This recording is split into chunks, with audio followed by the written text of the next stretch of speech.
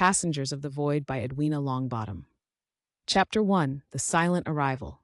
The seatbelt sign dinged off as Flight 495 from New York to London touched down smoothly at Heathrow Airport. Evelyn Clark, seated in 21C, closed her laptop with a sigh. The red-eye flight had left her exhausted, but she was eager to get off the plane and prepare for her next big story, a week-long series on rising political tensions in Europe. Passengers around her stood up, stretching and retrieving their belongings. Evelyn stayed seated for a moment, observing. Something felt off. Normally, the bustle of ground crew and the subtle hum of airport activity was immediate upon landing. Today, there was only an unsettling stillness. Margaret Haynes, the lead flight attendant, announced over the intercom, "Ladies and gentlemen, welcome to London Heathrow. Please remain seated as ground staff prepare to bring the stairs for disembarkation." Evelyn glanced out of the window. The tarmac was empty. No luggage carts, no fuel trucks, no crew. Just an expanse of lifeless concrete stretching into the misty morning. Daniel Ford, seated in the emergency exit row, caught her gaze and raised an eyebrow. His rugged, weathered face hinted at someone who had seen his fair share of odd situations. He nodded toward the window. "Quiet, isn't it?" he muttered, his voice low but carrying an edge of unease. Evelyn nodded. "Too quiet." Minutes ticked by. Whispers spread through the cabin as passengers began to question the delay. A baby cried in row 15. Liam Rivers, a lanky teenager with a mop of unruly hair and headphones around his neck, stood up to stretch. "Hey, when are we getting off?" he called to the flight attendants at the front. Margaret, now visibly flustered, picked up the intercom again. "Apologies, everyone. We're trying to reach ground control. Please remain seated." Daniel stood up. "I'll take a look." Margaret intercepted him. "Sir, please remain in your seat." Daniel hesitated but sat back down, his eyes scanning the cabin. Evelyn leaned toward him. "What do you think is going on?" she whispered. "Not sure," Daniel replied, his tone measured. "But it's not normal. Something's wrong." Chapter 2: The Empty Terminal. After another 20 minutes of silence, murmurs turned into raised voices. Margaret conferred with the captain before reluctantly opening the emergency exit. A gust of cool, damp air rushed into the cabin as the inflatable slide deployed. The passengers hesitated at first, but Daniel led the way, followed by Evelyn, Liam, Priya Kapoor, and a few others. The group descended onto the tarmac. The airport stretched before them, eerily empty. Lights flickered inside the terminal, but there was no movement. Abandoned luggage carts dotted the edges of the runway like forgotten toys. "Where's everyone?" Priya murmured, clutching her satchel tightly. The scientist's sharp mind was already analyzing the situation, but the lack of data left her unsettled. "Maybe they evacuated?" Liam suggested, trying to mask his nervousness with bravado. "Gas leak or something?" "No alarms," Daniel said, scanning the horizon. "No sign of urgency, just gone." The group moved toward the terminal. Margaret unlocked a side door with her keycard, and they stepped into the cavernous building. The fluorescent lights buzzed faintly, illuminating empty check-in counters and silent conveyor belts. Priya paused by a desk, examining a half-finished cup of coffee left beside a computer terminal. The drink was still warm. "They didn't leave long ago," she said. "But why so suddenly?" Evelyn pulled out her phone. No service. She tried the airport landline. Dead. Frustration mounting, she looked at the others. "Does anyone have a working signal?" Shaking heads. The group spread out cautiously. Daniel found a flight information board. It displayed flights scheduled for the day, but every status read delayed. Margaret activated the airport's PA system. Her voice echoed through the empty halls. "Attention, this is Margaret Haynes from Flight 495. If anyone is in the building, please respond." Her words hung in the air, swallowed by the oppressive silence. Then, faintly, a sound. A low hum, almost like static, emanated from somewhere deep in the terminal. It seemed to reverberate through the walls, growing louder and softer in irregular waves. The group froze. "What is that?" Liam whispered. Evelyn turned to Daniel. "Can you locate it?" He nodded, motioning for the others to stay close. As they moved deeper into the terminal, the hum became more dissonant, like a broken radio struggling to find a frequency. It led them to a staff-only corridor marked "Authorized Personnel Only." Daniel pushed the door open. Beyond it was a long hallway, lit by flickering emergency lights. The sound was louder here, almost unbearable. Priya gasped. Do you feel that? The air seemed heavier, charged with an unseen force. Evelyn's skin prickled as though a current was passing through her. The group exchanged uneasy glances, and then, as suddenly as it began, the hum stopped. The silence that followed was deafening. Chapter 3. Ghosts of the Terminal. The sudden silence was almost more unnerving than the hum. For a moment, no one moved, as if the air itself had turned to glass, and the slightest breath might shatter it. Evelyn took the lead, her journalistic instincts overriding her fear. She pushed further into the corridor, her shoes echoing against the linoleum. The rest followed cautiously, the shadows from the flickering lights creating strange, warped silhouettes on the walls. The hallway led to a series of offices. Chairs were overturned, papers scattered across desks as though abandoned in haste. Evelyn ran her fingers over a calendar pinned to the wall. The date displayed was correct, yet there was something off about the handwriting, jagged and uneven, as though written by an unsteady hand. Looks like they left in a rush, Daniel muttered, picking up a clipboard from the floor. Priya frowned, examining the objects left behind. But why? And where could an entire airport's worth of people go so quickly? Liam tapped on a computer keyboard at one of the desks. The screen flickered to life, showing a login prompt. Maybe there's a clue in here. Careful, Daniel warned. We don't know what we're dealing with. Liam shrugged but obeyed, stepping back. His cocky exterior was cracking. His hands trembled slightly as he adjusted his backpack. I'm just saying, this feels like a bad dream. Any minute now, someone's going to pop out and yell, "Surprise!" Don't count on it, Evelyn said grimly. She opened a filing cabinet, thumbing through the contents. The files were standard airport logs, nothing out of the ordinary. But her attention was drawn to the corner of the room, where a red emergency phone hung on the wall. She picked up the receiver. A faint crackling sound came through, but no dial tone. "Hello?" she said hesitantly. "If anyone can hear this, we're at Heathrow Airport. Please respond." The crackling intensified, and a single word came through, distorted but unmistakable: "Leave." Evelyn dropped the receiver as if it had burned her. The others stared at her, alarmed. "What did it say?" Margaret asked. Evelyn hesitated, then forced herself to speak. It said, "Leave." A chill settled over the group. Priya, clutching her satchel like a lifeline, whispered, "We're not alone here." Chapter 4. The Highway of Shadows. The group decided to leave the terminal. Staying in the eerie, abandoned space felt increasingly dangerous. They moved back through the main concourse, past silent gates and empty shops, and out onto the tarmac. Daniel found a shuttle bus near the runway, its keys still in the ignition.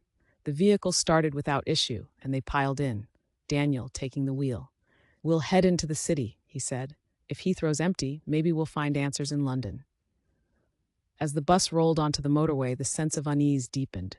Cars were abandoned in the middle of lanes, doors ajar as though their occupants had vanished mid-journey.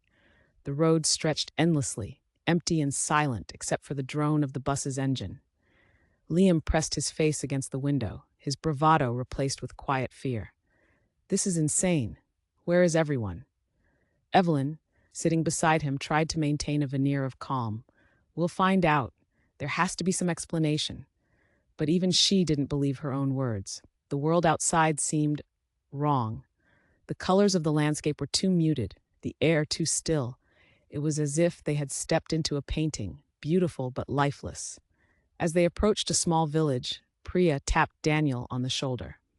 "Stop here, we need supplies." Daniel pulled the bus to a halt at the edge of the village. They stepped out cautiously, the sound of their footsteps on the cobblestone street unnervingly loud. The village was as deserted as the airport. Shops stood open, their merchandise untouched. A bakery's display case was filled with fresh bread that hadn't gone stale. Priya picked up a loaf, examining it closely. "This doesn't make sense," she said. "It's as if time stopped. Or as if they were taken all at once," Margaret said, her voice trembling. Liam wandered into a toy shop, his curiosity overpowering his fear.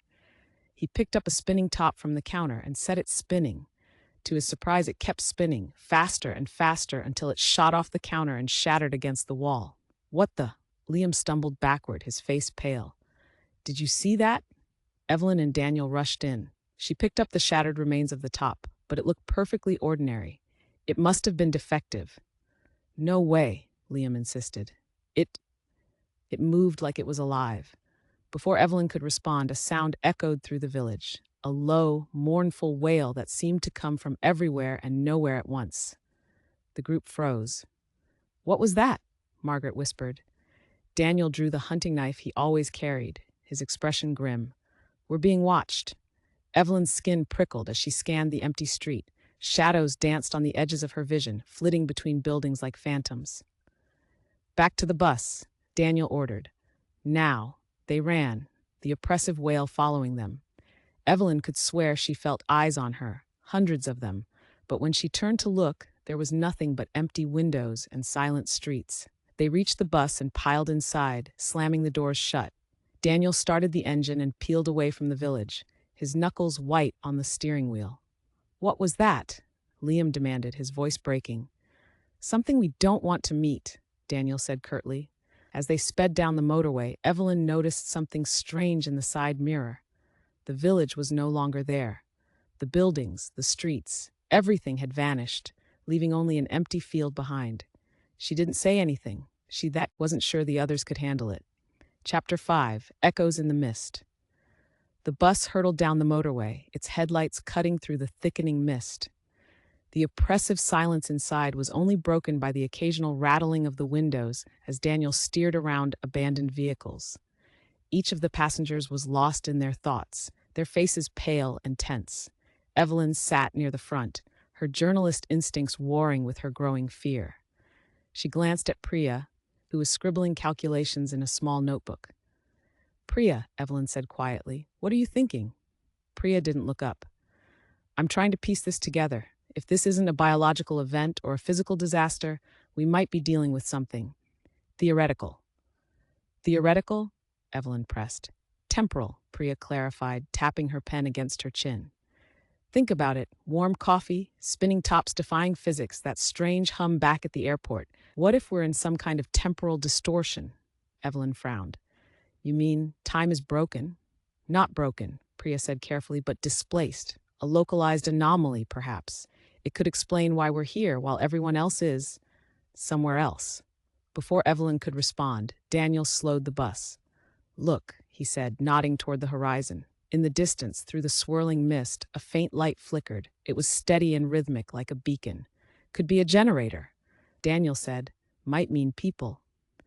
"Or it could be another trap," Margaret said uneasily, gripping the seat in front of her. "We don't have much choice," Daniel replied. He pulled the bus off the motorway and onto a narrow country road, the light growing brighter as they approached. The road ended at a cluster of buildings, a small industrial compound surrounded by high fences. A sign hung crookedly on the gate, "Ministry of Defense Property, no unauthorized access." "This is military," Daniel said, stepping out of the bus. He tested the gate, but it swung open with a creak. The group followed him inside, their footsteps crunching on gravel. The air here felt heavy, charged, just like at the airport. The light they had seen came from a tall radio tower in the center of the compound. Evelyn spotted a metal hatch near one of the buildings, partially obscured by overgrown weeds. A faded emblem on the door read, "UK Strategic Research Division." "This is no ordinary military site," Priya murmured. "This place was classified." Margaret moved to a nearby window, peering inside. "There's power," she said. "Lights are on." Daniel tested the hatch. It was locked. He pulled a crowbar from his pack and forced it open with a grunt. The group descended a narrow staircase into the bunker below. Chapter 6, The Forgotten Facility. The bunker was cold and sterile, its fluorescent lights flickering weakly. The walls were lined with monitors and control panels, most of them dark. A faint hum filled the air, identical to the sound they had heard at the airport. "This place looks abandoned, too," Margaret said, her voice echoing slightly, but not for long. Priya ran her fingers over a dusty console. "These systems are decades old. Whatever they were doing here, it wasn't conventional." Daniel pointed to a desk in the corner, where a stack of documents sat beneath a glass paperweight. Evelyn picked one up, scanning the pages. Her breath caught. This talks about temporal anomalies," she said, holding it out for Priya. "Experiments with manipulating time. Look, there's a map of Heathrow here." Priya took the paper, her brow furrowing as she read. They were studying rifts in the fabric of time. This wasn't theoretical. They found one. And they were using Heathrow as a testing site? Daniel asked. It looks like they activated something, Priya said, her voice tightening. A temporal displacement field. If it malfunctioned, it could have pulled everyone out of sync with us. Out of sync? Liam asked. Like they're still here, but not here? Precisely, Priya said grimly. We're in one layer of time, they're in another. Before anyone could respond, the hum grew louder, resonating through the walls. Monitors flickered to life, displaying grainy footage of the airport, the motorway, and the village they had visited. What the hell is this? Daniel muttered. Evelyn pointed at one of the screens. Shadows flickered across the frame, moving too fast to identify. There's something there. Margaret backed away from the monitors. We need to leave. A voice crackled through the room, distorted and mechanical. Unauthorized access detected. Vacate immediately. The lights dimmed, and a loud metallic groan echoed from somewhere deep within the bunker. Time to go, Daniel said, grabbing his knife. As they raced back up the stairs, Evelyn looked over her shoulder. For a brief moment, she thought she saw a figure standing in the shadows, a humanoid shape, its edges shimmering like heat waves. But when she blinked, it was gone. Outside, the group piled back into the bus. The beacon light on the tower blinked twice, then went out. Where to now? Margaret asked, her voice shaking. Priya looked at the others. If this is a temporal anomaly, there must be a source. Something that's holding the displacement field in place. We need to find it. Daniel started the bus. And what happens when we do? Priya hesitated. We try to shut it down, before it shuts us down.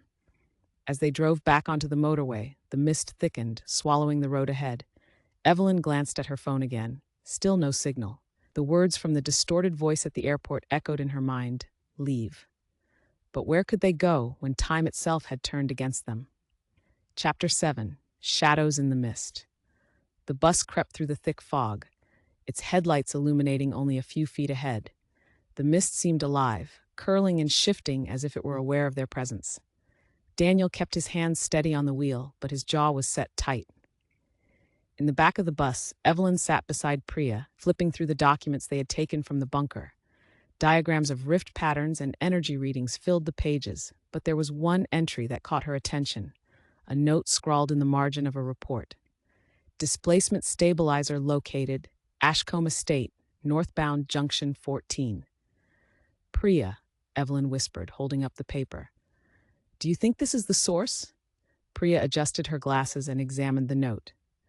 If they stabilize the rift there, it could explain why the displacement field hasn't collapsed yet. If we can reach it, maybe we can shut it down. Assuming it's still there, Daniel said from the driver's seat, or assuming it doesn't shut us down first. Liam leaned over the back of Evelyn's seat. You think this estate is where everyone went? Like another timeline? Possibly, Priya replied. Or they could still be here, just not visible to us. Not visible, Liam repeated, his voice uneasy. That explains the shadows, right? Those things we keep seeing? Before Priya could answer, the bus lurched. Daniel slammed the brakes, bringing the vehicle to a screeching halt. What now? Margaret demanded, clutching the seat in front of her. Daniel pointed ahead. The headlights revealed a dark figure standing in the middle of the road. It was humanoid but indistinct, its edges blurring like a mirage. As the group watched, the figure began to shift, stretching impossibly tall before collapsing into itself and vanishing into the mist. What the hell was that? Liam shouted. Daniel's grip on the steering wheel tightened. We keep moving. Whatever it is, we don't stop. As the bus rolled forward, the atmosphere grew heavier. The mist clung to the windows, obscuring their view of the outside world. Evelyn kept her eyes peeled, but every so often, she thought she saw shapes moving in the fog, shadows flitting just beyond the reach of the headlights. The bus passed a sign for Junction 14, and Daniel turned off the motorway, following a narrow, tree-lined road. The trees seemed ancient, their twisted branches reaching toward the bus like skeletal fingers. Are we sure about this? Margaret asked nervously. Do we have a choice? Evelyn replied, clutching the papers tightly. Chapter 8. Ashcombe Estate. The road ended at a rusted iron gate, its bars entwined with ivy. A stone plaque beside the gate read, Ashcombe Estate, established 1842. This is it, Priya said, her voice barely audible. Daniel cut the engine, and the group stepped out into the cool night air. The estate loomed ahead, its silhouette barely visible through the mist. The mansion was massive, its Gothic architecture casting an ominous shadow. Windows stared back at them like hollow eyes. "This place looks like a haunted house," Liam muttered. "Great, just great." "Stay close," Daniel ordered, his knife in hand. "We don't know what we're walking into." The gate creaked as they pushed it open, and the group made their way up the gravel driveway. The mist seemed to thicken around them, muffling their footsteps and swallowing their voices. As they approached the mansion, a low hum began to build, faint at first but growing louder with each step. It was the same hum they had heard at the airport in the bunker, but now it seemed almost alive, vibrating through their bones. Priya stopped in her tracks. "Do you feel that?" Evelyn nodded. "It's like the air is charged."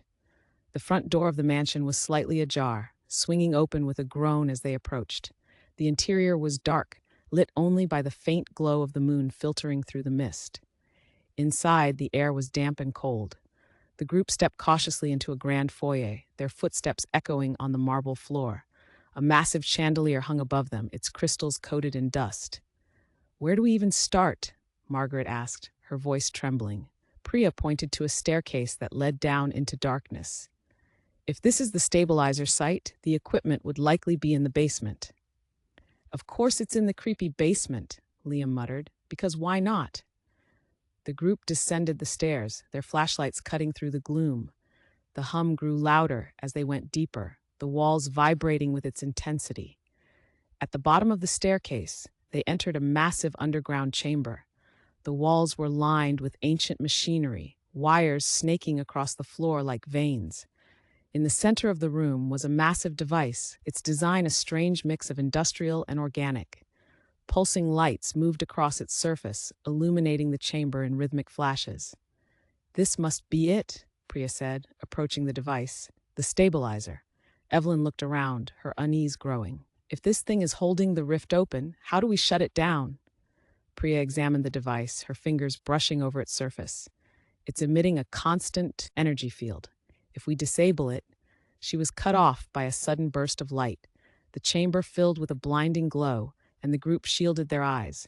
When the light faded, they were no longer alone. Shadows emerged from the edges of the chamber, coalescing into humanoid forms. Their features were indistinct, their bodies flickering like static. They didn't move, but their presence was overwhelming. "What are they?" Margaret whispered, her voice barely audible. "Residual echoes," Priya said, her voice trembling. "They're trapped between timelines. They must have been caught in the rift." The figures began to move, their forms shifting erratically as they approached the group. The hum grew deafening, the air thick with energy. "We need to shut this thing down now," Daniel shouted. Priya frantically searched the device for a way to disable it. Her fingers found a panel, and she began pulling wires, her hands shaking. "Whatever you're doing, do it faster," Liam yelled as the figures drew closer. The device let out a high-pitched whine, and the lights on its surface began to dim. The shadows froze, their forms flickering violently. With a final yank, Priya pulled the last wire. The device powered down, and the hum ceased. The shadows collapsed into the ground, vanishing like smoke. The group stood in silence, their breaths ragged. "Is it over?" Margaret asked. Priya hesitated. "I think we've stopped the rift, but we still don't know where everyone went." Evelyn glanced at the now silent machine, a sinking feeling in her chest. "If we stop the rift, what happens to them?" No one answered. Chapter 9. The Cost of Closure. The group lingered in the chamber, the stillness unnerving after the chaos. The once pulsing machine now sat lifeless, its lights extinguished. The shadows that had pursued them were gone, but the oppressive weight in the air remained. Daniel wiped sweat from his brow and turned to Priya. "So we shut it down. Now what?" Priya hesitated, her gaze fixed on the darkened device. The stabilizer was maintaining the rift, keeping it open. By shutting it down, we might have collapsed the displacement field. "And what does that mean?" Evelyn asked, her voice low but steady. "It means the timelines should realign," Priya said carefully, "but the process might not be immediate or clean." "Clean?" Margaret echoed, stepping forward. "What are you saying? Did we fix this or not?" Before Priya could answer, a faint vibration rippled through the floor. It started as a low rumble, then grew into a tremor. Dust cascaded from the ceiling, and the air filled with a metallic tang. "Is this part of the realignment?" Liam asked, gripping the wall for support. Priya looked genuinely uncertain. "I don't know. Shutting the rift was theoretical at best. The energy from the collapse?" A loud crack interrupted her, followed by a sudden deafening silence. The group froze, listening. Then, faintly at first, they heard voices, distant and overlapping, as if carried on the wind. The voices grew louder, more distinct, until they filled the chamber. "Do you hear that?" Evelyn whispered, her heart pounding. Margaret nodded, her face pale. "It sounds like people." The voices surrounded them, echoing off the walls. They weren't coming from any specific direction. They were everywhere. Some were panicked, others calm, and a few sounded distorted, as if spoken underwater. "They're trapped," Priya said, realization dawning. "These are the echoes of the displaced. The stabilizer held them in limbo. Without it, they're trying to return."